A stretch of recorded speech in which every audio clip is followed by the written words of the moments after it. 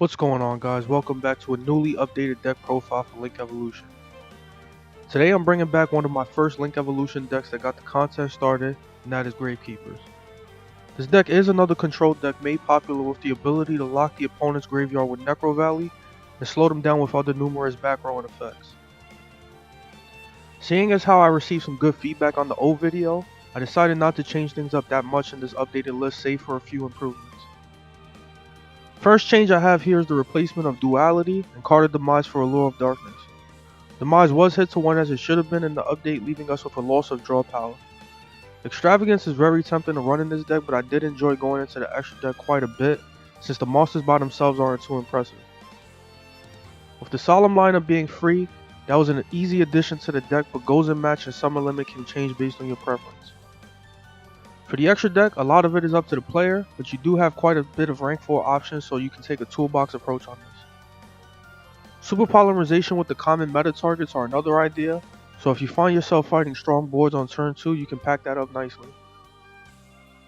Getting Necro Valley and Spiritualist is still the go-to play for fusing into Supernaturalist ASAP.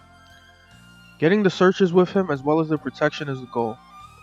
If you can lock your opponent out of special summoning along with graveyard use, they will probably scoop before you go after their life points anyway.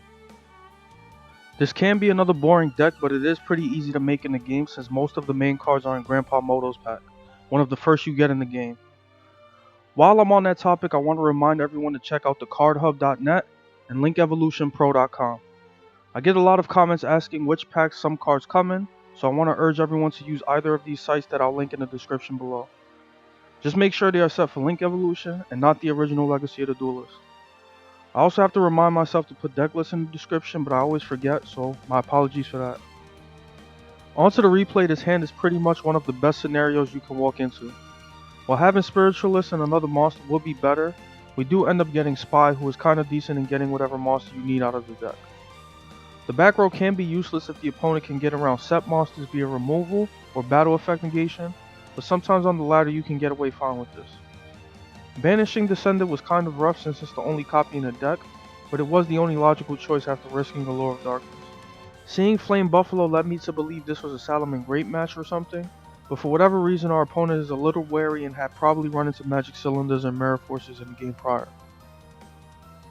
Like some other decks, attacking with your monsters for more damage before fusing or linking them away can happen quite frequently with Gravekeepers, since Necro Valley gives a pretty generous boost to the monsters.